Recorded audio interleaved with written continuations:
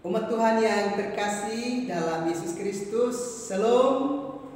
Jumpa lagi pada malam ini 19 November 2021. Kita sudah melakukan berbagai karya sepanjang hari ini, dan Tuhan sudah antar kita untuk sambut malam pemberiannya.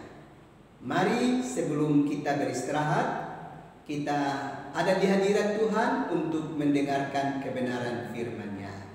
Mari kita berdoa. Ya Bapa yang kekal kudus, kami percaya dengan sungguh bahwa kami tidak hanya hidup dari makan dan minum saja, tapi kami juga hidup dari setiap firman yang keluar dari mulut Allah. Karena itu kami rindu mendengarkan kebenaran firman-Mu. Datanglah dan berkati kami sekalian. Demi Yesus Kristus yang adalah firman yang hidup itu, Padamu kami datang berdoa dan menyambut firman-Mu. Amin. Umat Tuhan yang terkasih, kita membaca kebenaran firman Allah dalam surat Kolose pasalnya yang pertama, ayat yang ke-15 sampai dengan ayatnya yang ke-23.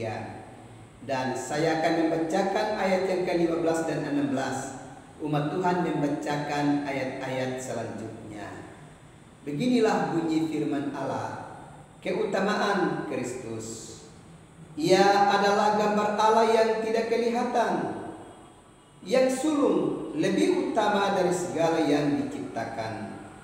Karena di dalam Dialah telah diciptakan segala sesuatu yang ada di sorga dan yang ada di bumi, yang kelihatan dan yang tidak kelihatan, baik singgasana maupun kerajaan, baik pemerintah maupun penguasa. Segala sesuatu diciptakan oleh Dia dan untuk Dia. Umat Tuhan yang terkasih dalam Yesus Kristus, umat Tuhan yang ada di Kolose sedang tergoncang kehidupan iman mereka, karena mereka sedang dirasuki oleh pengajaran yang menyesatkan. Dan pengajaran yang menyesatkan itu datang dari kelompok Gnostik. Bagi kelompok ini, Yesus itu bukanlah Allah. Ia justru pribadi yang dilahirkan sebagai manusia, dan memang Dia adalah pribadi manusia yang punya pengetahuan yang tinggi, yang sedang menunjukkan jalan kepada Allah. Tetapi Ia sendiri bukan jalan itu. Ia hanyalah pribadi yang punya pengetahuan yang tinggi dan sedang mengajarkan umat manusia dengan menunjukkan jalan kepada Allah. Tapi Ia bukan jalan itu. Kita pasti ingat pengajaran di dalam Injil Yohanes 14 ayatnya yang ke-6. Tidak ada seorang pun yang datang kepada Bapa kalau tidak melalui Aku. Itu berarti Yesus Kristus dalam kehadirannya di tengah-tengah kehidupan dunia ini tidak sekedar dan sedang mengajar serta menunjukkan sesuatu jalan kepada manusia, tapi bahwa Dia adalah jalan itu sendiri. Dan melalui Dialah setiap orang bisa sampai ke dalam rumah Bapa dan menikmati hadirat Bapa. Tetapi pengajaran Gnostik tadi sesungguhnya telah mempengaruhi kehidupan iman percaya bagi umat Tuhan di Kolose pada waktu itu. Dan tentu pengajaran yang demikian juga untuk masa kini tentu sangat mempengaruhi kehidupan iman kita.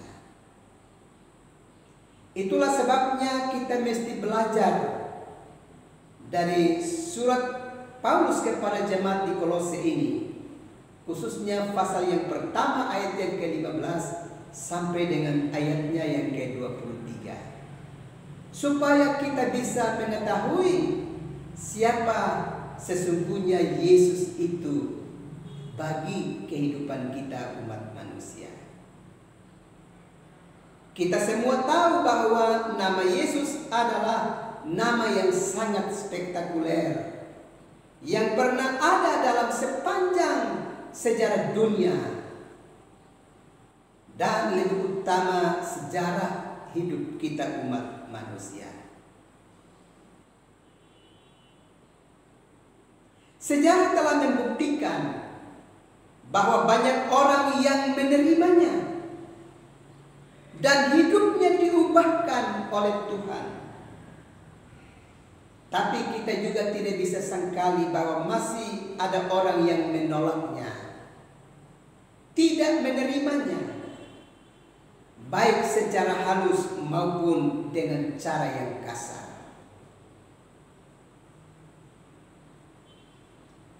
Tapi kita tidak perlu terpengaruh dengan keadaan dan kenyataan penolakan dimaksud. Kita harus tahu sesungguhnya siapa Yesus bagi kehidupan kita umat percaya. Dan Rasul Paulus berhadapan dengan para penyesat itu telah menunjukkan pengajaran kepada kita melalui Kolose pasal 1 ayat 15 sampai 23 ini, dengan memberikan pengajaran tentang siapa sesungguhnya Yesus bagi kehidupan kita umat percaya. Kalau kita perhatikan bacaan tadi, maka pertama Rasul Paulus mengingatkan bahwa Yesus itu adalah gambar Allah yang tidak kelihatan.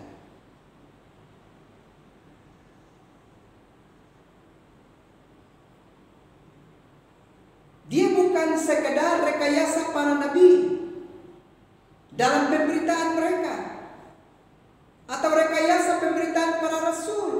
Tidak. Benar-benar dia adalah gambar Allah yang tidak kelihatan. Siapa yang melihat Yesus, siapa yang percaya kepada Yesus, dia sedang melihat Allah dan dia sedang percaya kepada Allah di dalam hidupnya.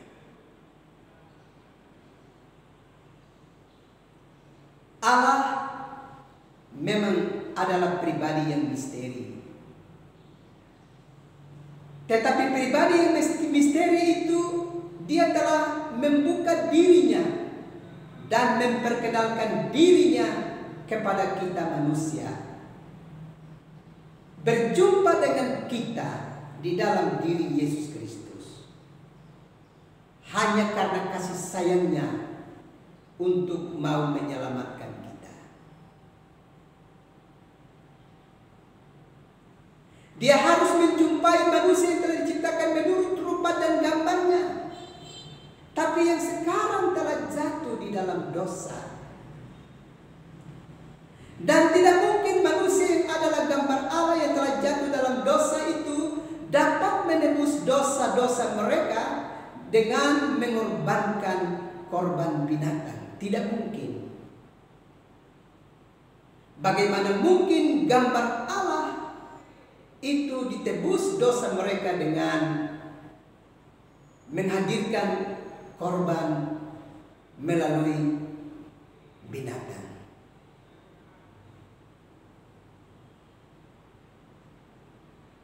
Itulah sebabnya Allah mesti hadir Dan dia mesti hadir dalam diri Yesus Kristus sebagai gambar Allah yang tidak kelihatan itu. Dan gambar Allah yang tidak kelihatan dalam diri Yesus Kristus itulah yang bisa mengampuni dosa kita umat manusia.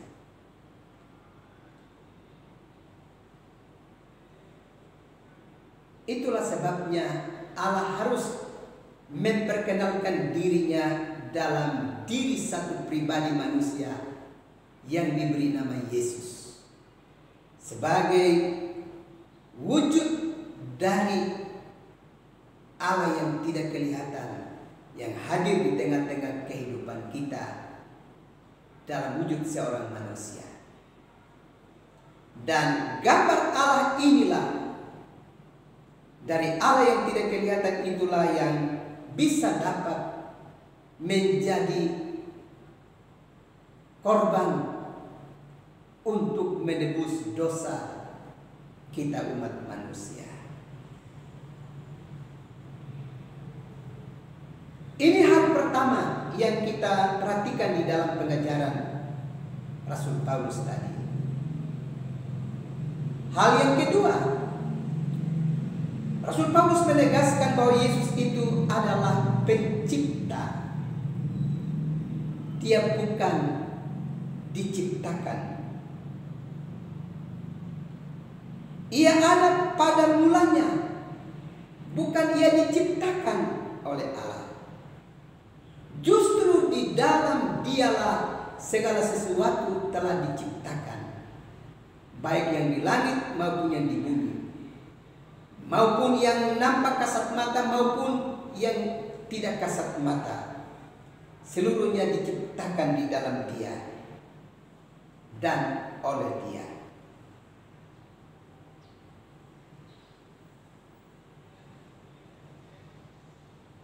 Selanjutnya Rasul Paulus juga menegaskan bahwa Yesus Kristus itu adalah jalan pendamaian menuju surga. Bahwa setelah manusia jatuh ke dalam dosa, relasi manusia itu telah terputus. Karena Allah sudah menutup jalan masuk kepada kehidupan itu dengan keruk dan pedang yang bernyala-nyala. Dalam Kejadian 3 ayatnya yang ke-24. Dan Allah sendirilah yang harus membuka jalan supaya manusia bisa punya kesempatan kembali kepada Allah. Dan Allah membuka jalan itu dengan menghadirkan pribadi Yesus Kristus sebagai yang mendamaikan Allah dengan manusia. Sebab manusia tidak mungkin dapat berusaha untuk berdamai dengan Allah dalam kekuatan dirinya sendiri, apalagi bisa dapat menghapuskan dosanya sendiri.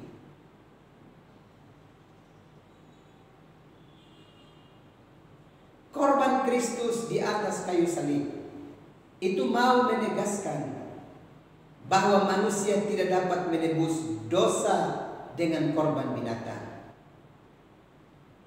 Sebab bagaimana mungkin manusia yang adalah gambar Allah itu dosanya bisa ditebus dengan korban binatang. Justru gambar Allah itu sendiri yang dapat menebus. Gambar Allah dalam diri manusia yang telah berdosa itu. Manusia yang telah jatuh ke dalam dosa itu, gambar Allah yang sesungguhnya itulah yang datang untuk menghapus dosa kehidupan manusia.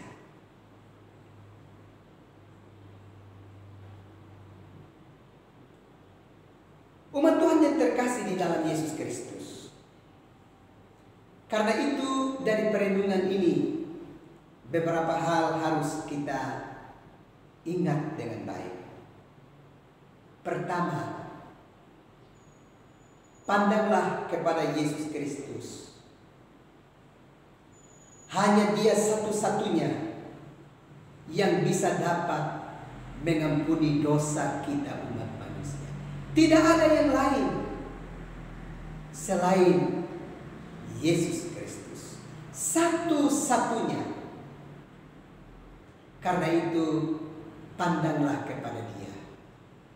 Percayakan hidupmu ke dalam tangan-Nya.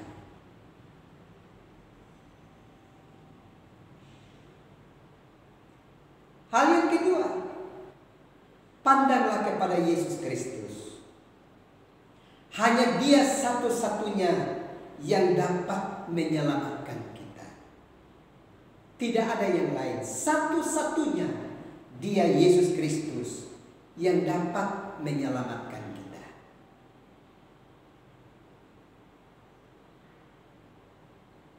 Yang ketiga, pandanglah kepada Yesus Kristus dan percaya sungguh kepadanya. Karena hanya Dia satu-satunya yang dapat menggantikan kemah kita di bumi ini dengan memberikan rumah Bapa di sorga bagi kita. Hanya Dia yang menyediakan itu bagi kita. Hanya Yesus satu-satunya yang mengerjakan bagian itu bagi kita. Yohanes 14 ayat yang ketiga jelas. Dia menyediakan rumah bagi kita dan Dia datang untuk menjemput kita. Supaya tempat di mana Dia berada, kita pun berada. Hal yang keempat, pandanglah dan percayalah kepada Yesus. Hanya Dia satu-satunya yang dapat membebaskan kita dari penghukuman kekal. Hanya Dia. Tanpa Yesus, kita pasti masuk dalam penghukuman kekal. Tapi karena Yesus, satu-satunya Dia Yesus. Karena itu pandanglah kepadanya dan percayakan hidupmu di dalam tangan-Nya. Hal yang kelima, pandanglah dan percaya kepada Yesus. Karena hanya Dia satu-satunya yang tahu keberadaan sorga. Selain dari Yesus, tidak ada yang tahu keberadaan sorga sebagai tempat kehidupan kekal bagi kita umat manusia. Karena itu, pandanglah kepadanya dan mempercayakan hidup kita ke dalam tangan-Nya. Demi dan untuk kehidupan kita di dalam sorga rumah Bapa. Dan hal yang keenam, pandanglah dan percayalah kepada Yesus Kristus. Karena hanya Dia satu-satunya yang berpikir dan bertindak untuk keselamatan umat manusia di dunia ini. Tidak ada yang lain. Hanya satu-satunya Dia, Yesus Kristus, yang berpikir dan yang bertindak untuk menyelamatkan kehidupan kita umat manusia. Karena itu, kalau saudara dalam kehidupanmu sedang meninggalkan Yesus, segera pulang, segera kembali. Kalau saudara dalam hidupmu sedang tinggalkan Yesus dalam hidupmu karena suatu keadaan tertentu, segera pulang kembali. Segera kembali. Sampai dengan sekarang ini Yesus masih membuka tangannya lebar-lebar menanti kehadiran. Karena itu ambil keputusan dan segera pulang. Segera kembali untuk mempercayakan hidupmu kepada Dia. Karena hanya satu-satunya Dia yang daripadanya ada keselamatan. Tuhan memberkati kita sekalian. Amin. Mari kita berdoa. Bapa, terima kasih untuk kebenaran firman-Mu yang telah memberkati kami malam ini.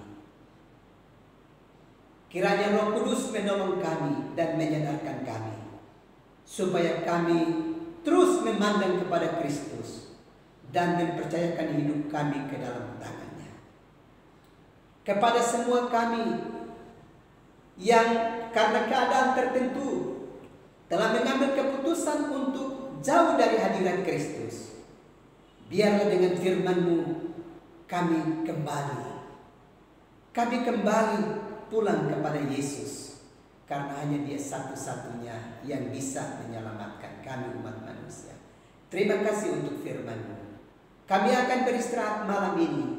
Datanglah ya Kristus, tumpangkanlah tangan-Mu dan beri urapan khusus kepada kami, supaya kami terus mendapatkan kekuatan dan keselamatan daripada-Mu.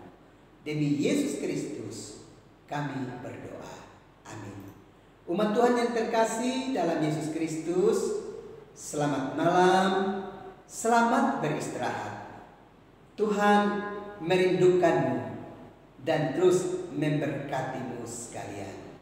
Shalom.